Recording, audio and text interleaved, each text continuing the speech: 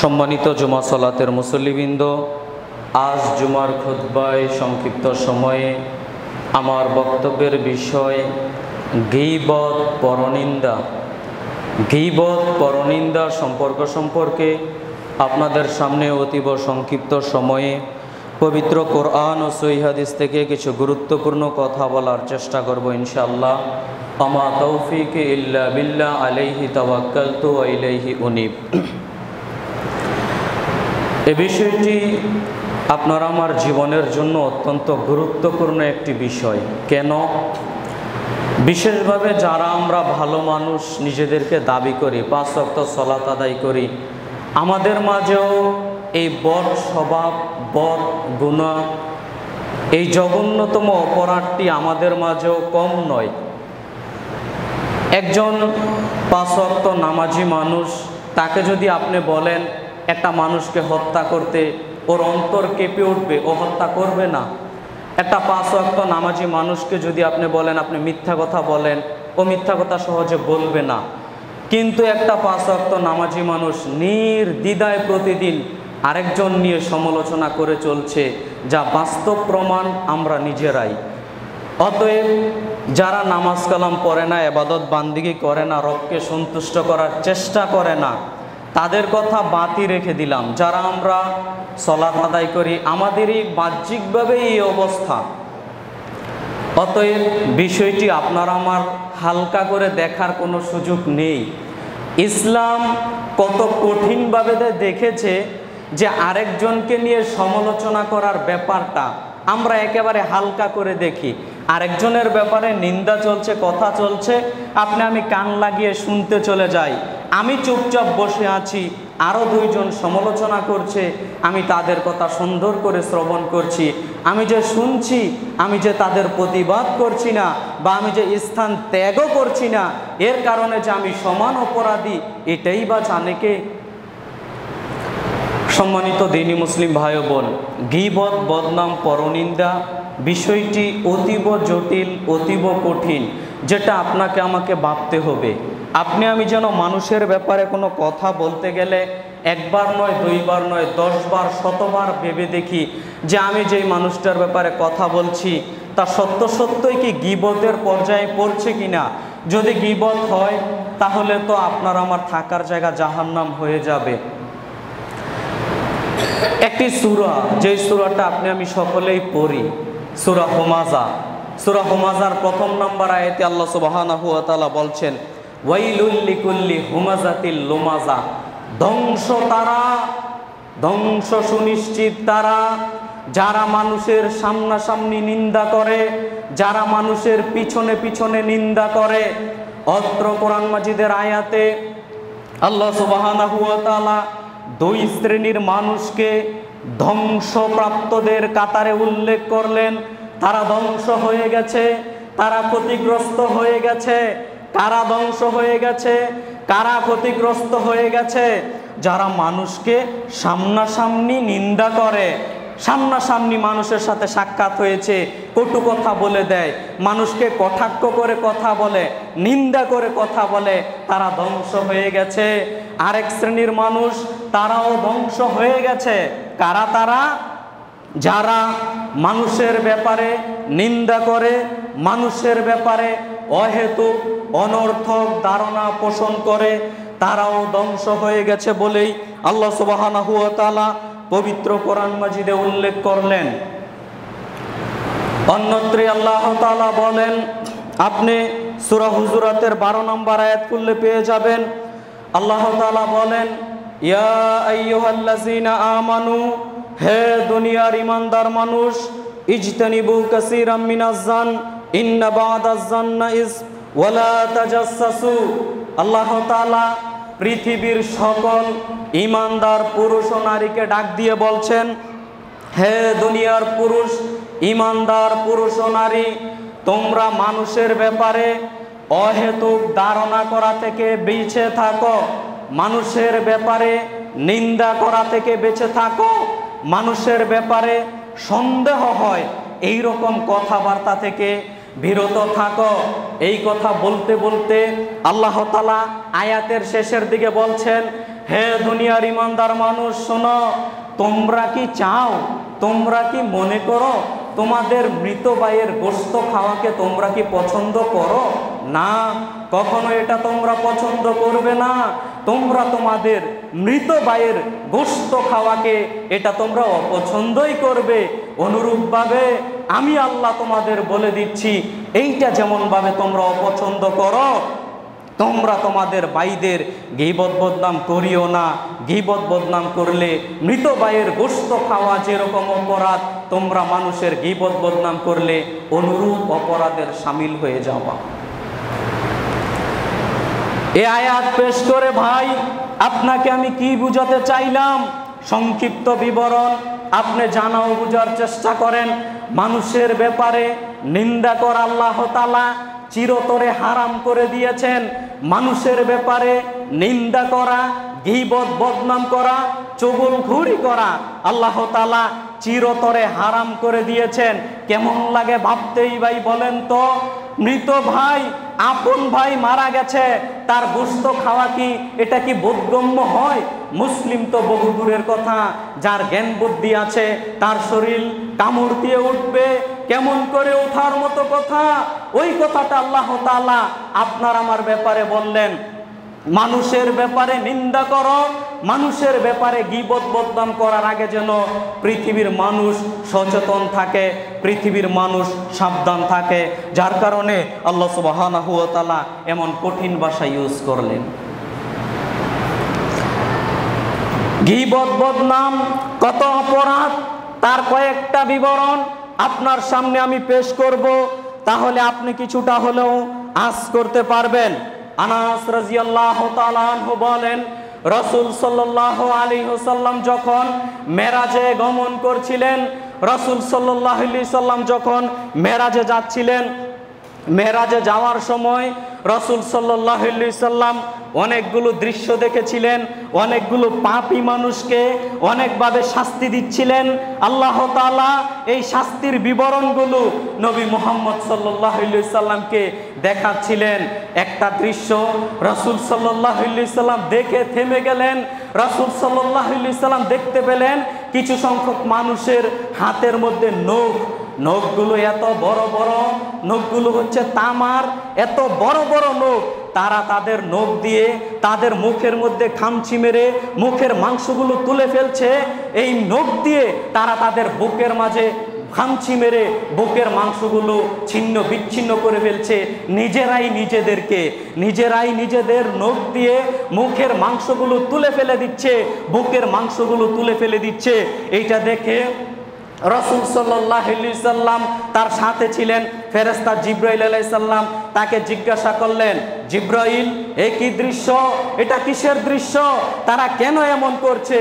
তখন জিবরাইল আলাইহিস সালাম বলছেন, এরা হলো আপনার উম্মতের ওই সমস্ত মানুষ যারা মানুষকে গীবত বদনাম করত, মানুষের ব্যাপারে পরনিন্দা করে বেড়াতো, মানুষের ব্যাপারে নিন্দা করত, অগোচরে 2, 4, 5, 10টা বলে দিত।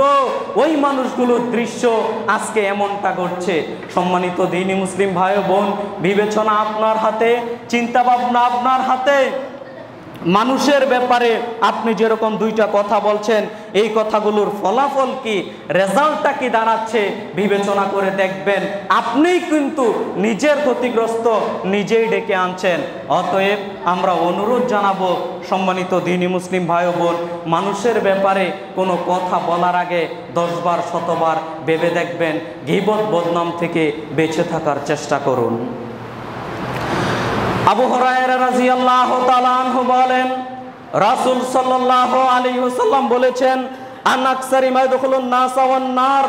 রাসূল সাল্লাল্লাহু আলাইহি ওয়াসাল্লামকে জিজ্ঞাসা করা হলো, আল্লাহর নবী আপনি বলেন মানুষ কোন অঙ্গ দ্বারা পাপ করে সবচেয়ে বেশি জাহান্নামে যাবে? আল্লাহর নবী আপনি বলেন, আন আকসারি মা ইয়াদখুলুন নাস ওয়ান নার।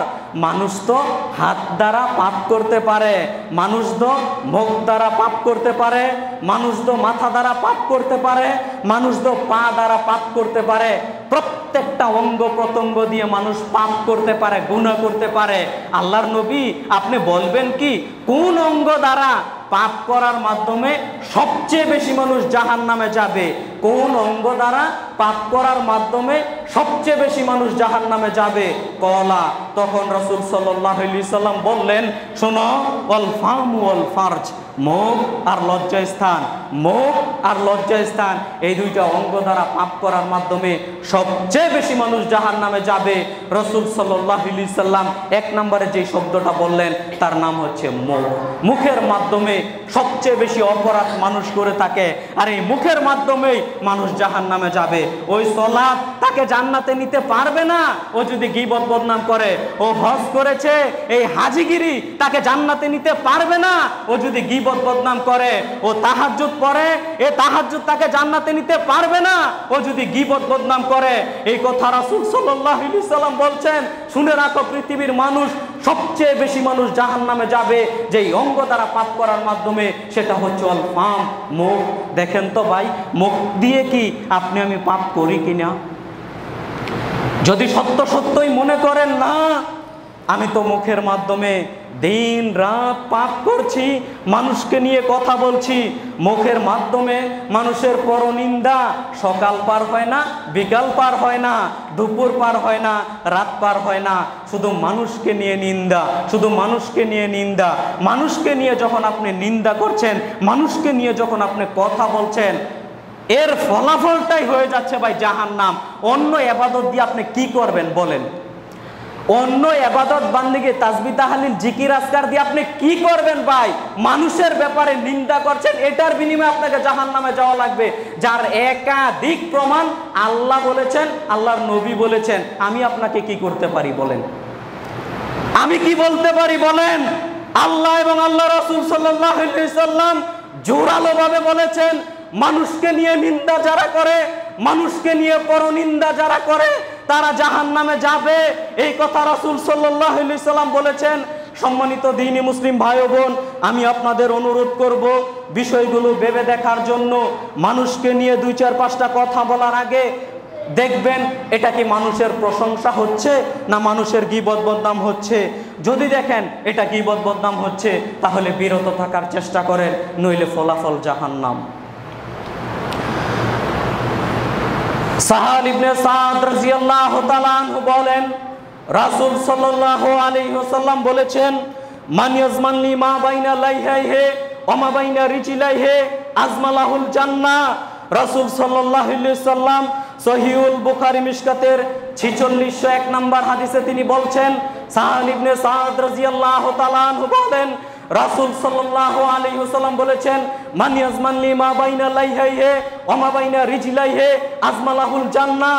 রাসূল সাল্লাল্লাহু আলাইহি ওয়াসাল্লাম বলছেন, শোনো, পৃথিবীর মানুষ, কোন মানুষ যদি দুইটা জিনিসের জামিন নিতে পারে, কোন মানুষ যদি দুইটা জিনিসের জামিন নিতে পারে, এই দুইটা জিনিস দ্বারা আমি জীবনে পাপের কাজ করব না, কোন মানুষ যদি অঙ্গীকার করতে পারে, আল্লাহ আজকে থেকে আমি অঙ্গীকার করলাম এই দুইটা অঙ্গ দ্বারা আমি জীবনে আর পাপের কাজ করব না, আমি নবী সাল্লাল্লাহু আলাইহি ওয়াসাল্লাম অঙ্গীকার করছি তাকে আমি জান্নাতে নিয়ে যাবই যাব।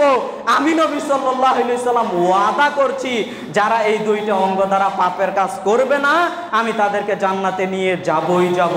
রাসূল সাল্লাল্লাহু আলাইহি ওয়াসাল্লাম 1 নম্বরে মুখের কথা বললেন, 2 নম্বরে লজ্জাস্থানের কথা বললেন। এই দুইটা অঙ্গ দ্বারা যদি মানুষ পাপের কাজ না করে, তাহলে নবী সাল্লাল্লাহু আলাইহি ওয়াসাল্লাম ওয়াদা করেছেন তাকে সুপারিশ করে নবী সাল্লাল্লাহু আলাইহি ওয়াসাল্লাম জান্নাতে নিয়ে যাবেনই যাবেন।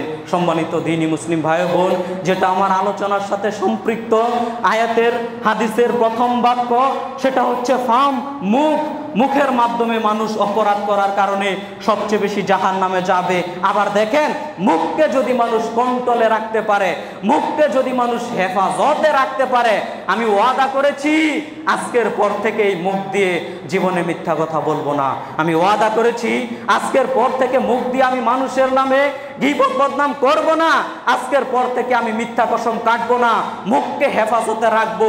এই ওয়াদা যারা করতে পারবে, রাসূল সাল্লাল্লাহু আলাইহি ওয়াসাল্লাম সহিহুল বুখারীর হাদিসে বলছেন, আমি নবী সাল্লাল্লাহু আলাইহি ওয়াসাল্লাম তাকে আমি জান্নাতে নিয়ে যাওয়ার ব্যাপারে ওয়াদাবদ্ধ হলাম। অতএব সম্মানিত দ্বীনি মুসলিম ভাই ও বোন, বিষয়গুলো ভেবে দেখার চেষ্টা করবেন। গীবত বদনামের কুফল আপনার সামনে আমি বলছিলাম। আবু হুরায়রা রাদিয়াল্লাহু তাআলা আনহু বলেন, রাসূল সাল্লাল্লাহু আলাইহি ওয়াসাল্লাম বলেছেন তাজেদুনা শাররান নাসে জাল ওয়াজহাইনে। রাসূল সাল্লাল্লাহু আলাইহি ওয়াসাল্লাম বলছেন পৃথিবীর মানুষ শোনো, কিয়ামতের মাঠে সবচেয়ে নিকৃষ্ট মানুষ হবে তারা, তাজেদুনা শাররান নাসে জাল ওয়াজহাইনে। কিয়ামতের মাঠে সবচেয়ে জঘন্য মানুষ হবে তারা, সবচেয়ে নিকৃষ্ট সবচেয়ে জঘন্য মানুষ হবে তারা। কারা? আল্লাযিয়াতি হাউলাই বিওয়াজহিন ওয়া ইয়াতাহাউলাই বিওয়াজহিন, যারা এখানে এক কথা বলে ওইখানে গিয়ে আরেক কথা বলে, মানে দুমুখা নীতি যারা অবলম্বন করে। আমার সাথে কথা বললে আমার পক্ষে, আপনার সাথে কথা বললে আপনার পক্ষে। রাসূল সাল্লাল্লাহু আলাইহি সাল্লাম বলছেন পৃথিবীর মানুষ শোনো, কিয়ামতের মাঠে সবচেয়ে জঘন্য মানুষ, সবচেয়ে নিকৃষ্ট মানুষ হবে তারা যারা চগলখড়ি কথা বলে, দমুখনাতি কথা বলে। দেখেন তো এই চরিত্র আপনার মধ্যে আছে কিনা। আপনি যদি মনে করেন আমার মধ্যে তো এই নীতি আছে, আমি তার সাথে কথা বললে তার পক্ষে ওই ব্যক্তির বিপক্ষে, আবার তার সাথে কথা বললে তার পক্ষে ওই ব্যক্তির বিপক্ষে, এই নীতি যদি আপনার মধ্যে থাকে, মনে রেখে দেন আপনি বিচারের কাঠগড়াতে সবচেয়ে নিকৃষ্ট মানুষ হবেন আপনি। আপনি জেনে রেখে দেন এই নোংরা চরিত্র যদি আপনার মধ্যে থাকে, আপনি যদি দুমুখা নীতি অবলম্বন করেন, মানুষের কথা লাগিয়ে দেয়, তার কথা তার কাছে লাগিয়ে দেয়, তার কথা আরেকজনের কাছে লাগিয়ে দেয়, ফিতনা ফাসাদ সৃষ্টি করে, দুমুখা নীতি অবলম্বন করে যারা, রাসূল সাল্লাল্লাহু আলাইহি সাল্লাম বলছেন বিচারের কাঠগড়াতে সবচেয়ে জঘন্য সবচেয়ে নিকৃষ্ট মানুষ হবে ভাই তারা। ভাবতে পারেন আপনি? আপনি কল্পনা করতে পারেন? অথচ আপনি 5 ওয়াক্ত সালাত আদায় করেন, অথচ আপনি হাজি মানুষ, অথচ আপনি সমাজের কত সুনামধন্য মানুষ, অথচ এই কাজ আপনি করেন, তাহলে আপনি কত নিকৃষ্ট মানুষ কোরআন হাদিসের আদলে আপনি কল্পনা করতে পারেন একবার? আপনি চিন্তা ভাবনা করতে পারেন একবার কত নিকৃষ্ট মানুষ আপনি হয়ে আছেন?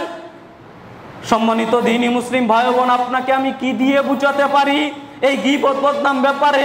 আল্লাহ এবং আল্লাহ রাসূল কত কঠিন ভাষা ইউজ করেছেন। রাসূল সাল্লাল্লাহু আলাইহি সাল্লাম বলেন, হুযায়ফা রাদিয়াল্লাহু তাআলা আনহু বলেন, বুখারী শরীফের হাদিস, রাসূল সাল্লাল্লাহু আলাইহি সাল্লাম বলেছেন লা ইয়াদখুলুল জান্নাতা কাত্তাব ওয়া ফি রায়াতিন নাম্মাম। রাসূল সাল্লাল্লাহু আলাইহি সাল্লাম একেবারে সরাসরি বলে দিচ্ছেন লা ইয়াদখুলুল জান্নাতা কাত্তাব ওয়া ফি রায়াতিন নাম্মাম। রাসূল সাল্লাল্লাহু আলাইহি সাল্লাম বলছেন যারা চগলখড়ি করে বেড়ায়, যারা গীবত বদনাম করে বেড়ায়, তারা কখনো জান্নাতে প্রবেশ করবে না। নেনেবা, তারা কখনোই জান্নাতে প্রবেশ করবে না, একথা রাসূল সাল্লাল্লাহু আলাইহি সাল্লাম বলছেন। দেখেন তো চগলখড়ি করে বেড়ান কিনা আপনি? মানুষের কথা, একজনের কথা আরেকজনের কাছে লাগান কিনা আপনি? আপনি ভেবে দেখেন তো মানুষকে নিয়ে আপনি কথা বলেন কিনা? কেন মানুষকে নিয়ে তো কথা বলতে হবে? কেন আরেকজনের ব্যাপারে গীবত বদনাম করতে হবে? একটু মুখটা চুপ রাখলে হয় না? একটু তাসবিহ তাহলিল জিকির আজকার বেশি করে করলে হয় না? কেন মানুষকে নিয়ে কথা বলতে হবে? কথা বলার আগে ভাই 10 বার 100 বার ভেবে দেখবেন, নইলে ফলাফল জাহান্নাম। শুনে রাখেন, একটা আশ্বাস আপনাকে আমি দিয়ে যাই, আপনি যদি মানুষের দোষ ত্রুটি দেখে ফেলেন, আপনি যদি মানুষের দোষ ত্রুটি পেয়ে যান, তাহলে যদি আপনি আবার ঢেকে রাখেন, তাহলে আপনি বিরাট মর্যাদা পেয়ে যাবেন। এটা কি আপনি জানেন? আপনি একজনের ব্যাপারে একটা কথা শুনেছেন, খারাপ কথা, নোংরা কথা, এখন তার পিছনে আপনি লেগে গেছেন, তাকে অপমান করেই ছেড়ে দিব, তার গীবত বদনাম করেই ছেড়ে দিব।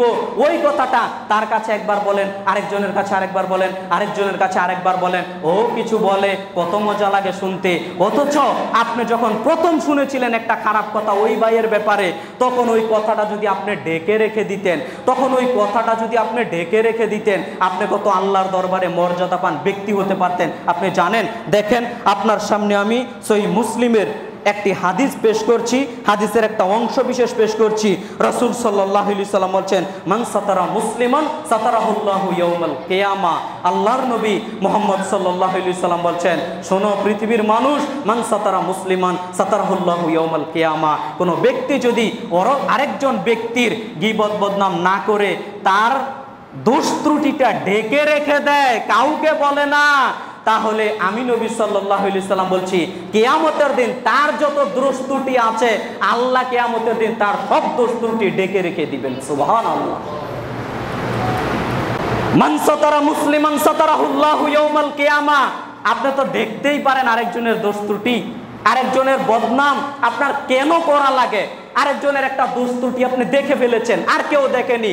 আপনি যদি তার দোষ ত্রুটিটা মানুষের সামনে প্রকাশ না করেন, আপনি যদি তার দোষ ত্রুটিটা মানুষের সামনে প্রকাশ না করেন, নিজের কাছেই রেখে দেন, ও গোপনেই থেকে যাক, যা করেছে করেছে, আল্লাহর নিকট তওবা করুক, ক্ষমা হয়ে যাবে, যা করেছে করেছে, নিজের কাছেই যদি রেখে দেন, গোপনে রেখে দেন, কাউকে না বলেন, তাহলে আপনার যত গুনাহ আছে, আপনার যত অপরাধ আছে, কিয়ামতের দিন আল্লাহ ডেকে দিবেন আপনার এই অপরাধগুলো।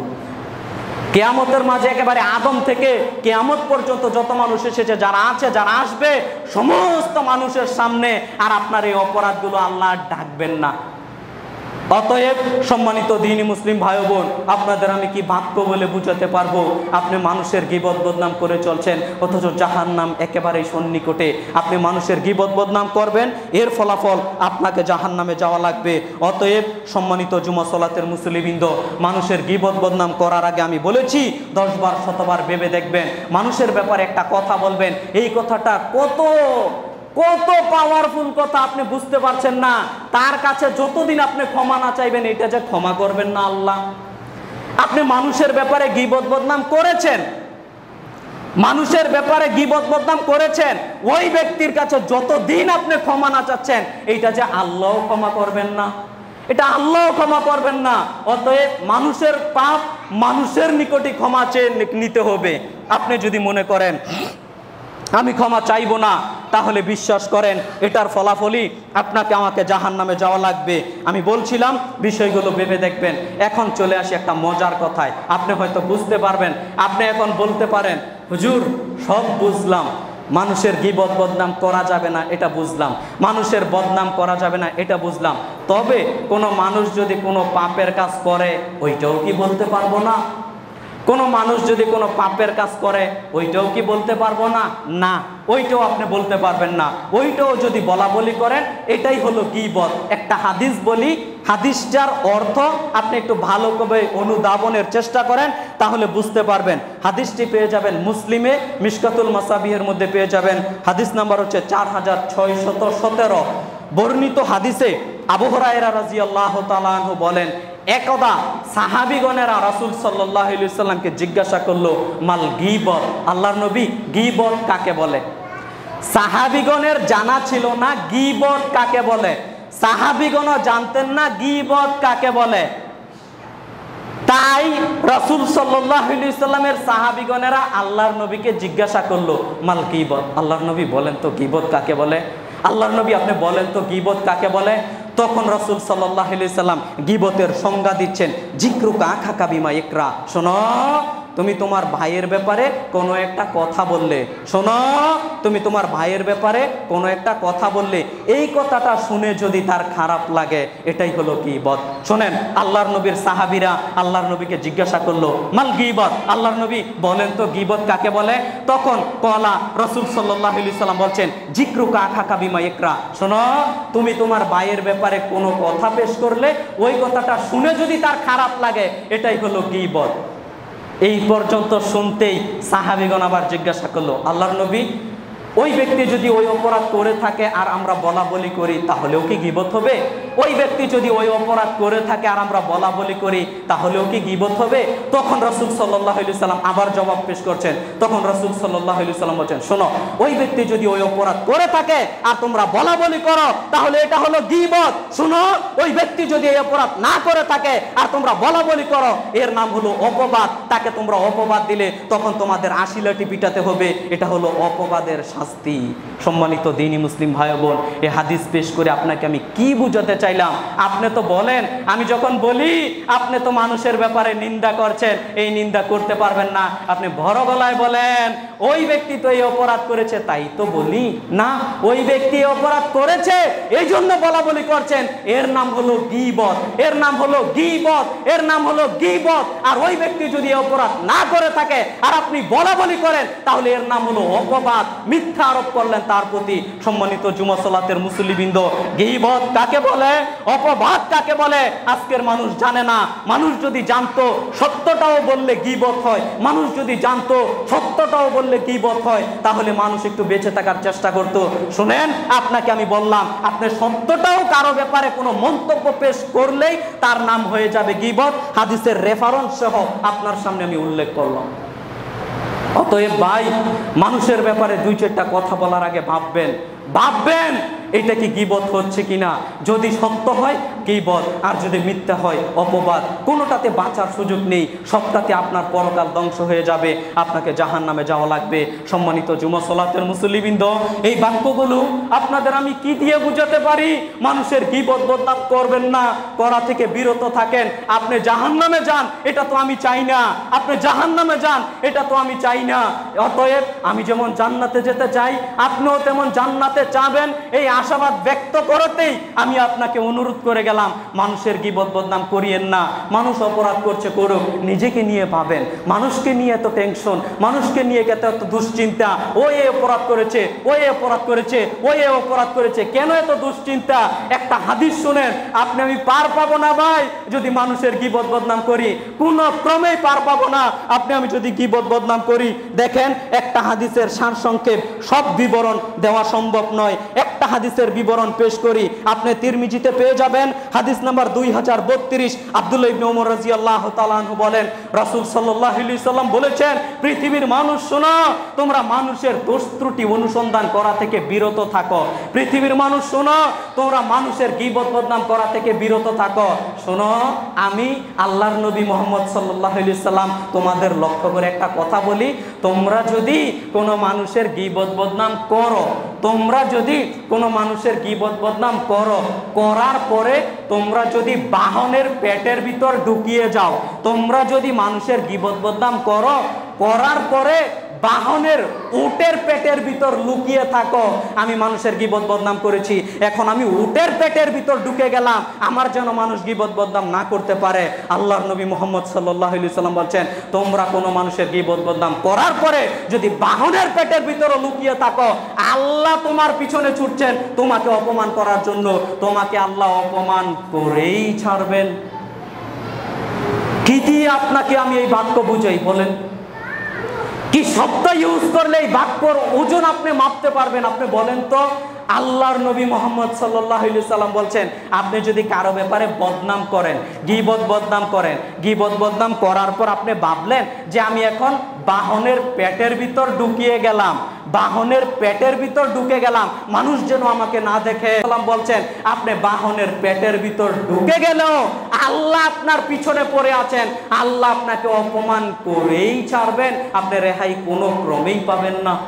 আজ হোক আর কাল হোক আপনি অপমান হবেনই হবেন। সম্মানিত দ্বীনি মুসলিম ভাই বোন, আপনাকে আমি কি দিয়ে বুঝাতে পারি গীবত বদনাম কত ভয়াবহ?